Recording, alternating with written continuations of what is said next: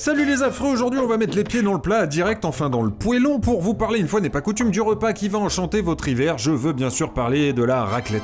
Eh oui. Alors on pourrait penser que tout a déjà été dit sur ce sujet fondant, mais non. Il nous restait un dernier sujet à aborder, les types de personnes qu'on croise tout le temps quand on fait une raclette, et autant vous prévenir tout de suite, vous êtes forcément l'une d'entre elles. Numéro 1, celui qui ne s'arrêtera jamais. Ce gars n'est pas là pour partager un bon moment avec des potes, non. Il jeûne depuis 3 jours pour ce repas et il compte bien faire très mal à cette raclette. Toi, tu viens te marrer. Lui, il voit ça comme un sport. Ça va durer 4 heures s'il le faut, mais tant qu'il restera de la nourriture sur la table, il ne décrochera pas ses crampons. C'est une machine, un monstre, un ventre. Numéro 2, celui qui essaye de cramer tout ce qu'il trouve sur la planche.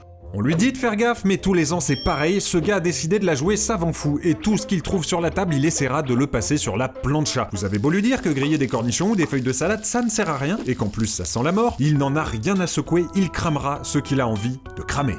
Numéro 3, celle qui a des règles beaucoup trop spécifiques.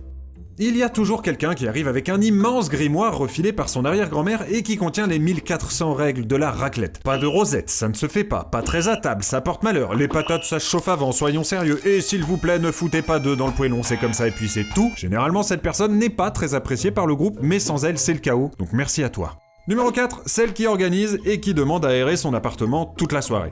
Alors elle, malheureusement, elle va passer la pire soirée de sa vie alors que tout le monde se régale. Pourquoi ? Parce qu'elle sait très bien qu'une raclette dans le salon, c'est synonyme de canapé qui sent le fromage pendant 6 mois, de vaisselle sale jusqu'au plafond, et sûrement de quelques taches de vin rouge sur la nappe ou le tapis. Soyez sympa, aidez vos hôtes cette année, ils le méritent. Numéro 5, celle qui a développé une véritable expertise du poêlon. Une raclette, c'est sérieux, et il y a toujours besoin d'une pro qui pourra tout expliquer aux débutants. Elle vous fera penser à préchauffer l'appareil, à sortir le fromage du frigo avant, histoire qu'il soit bien tendre, à utiliser une petite raclette en bois et pas un couteau pour pas abîmer le matos. Bref, si la raclette était un art, cette personne serait...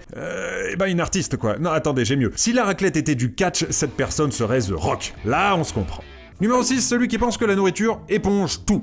Lui, il est persuadé que plus tu manges, plus tu peux boire. On pourrait penser qu'au bout de quelques années d'échecs, il aurait pigé que c'était pas forcément vrai, mais visiblement le gars est persévérant, et si vous le comptez dans les courses, il faudra prendre au moins un cubi rien que pour lui. C'est aussi lui qui sera responsable des taches sur la nappe. Enfoiré, va. Numéro 7, celle qui passe la soirée de sa vie.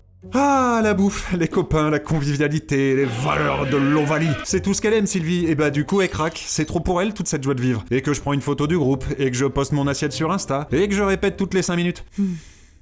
C'est quand même pas mal une bonne raclette, hein. C'est mieux que d'être tout seul. Oui, Sylvie, c'est quand même pas mal une bonne raclette. Allez, maintenant finis ton fromage. Voilà, maintenant que vous en savez un peu plus sur la typologie du raclettos, vous allez pouvoir constater que tout ce qui a été dit ici est vrai et qu'on avait trop raison. Et vous pourrez à la prochaine raclette dire à vos potes « C'est marrant, Topito a parlé de ça sur YouTube. Et ils avaient trop raison. » Et ça, c'est magnifique. Je vous aime, je vous estime, je vous embrasse. Ciao.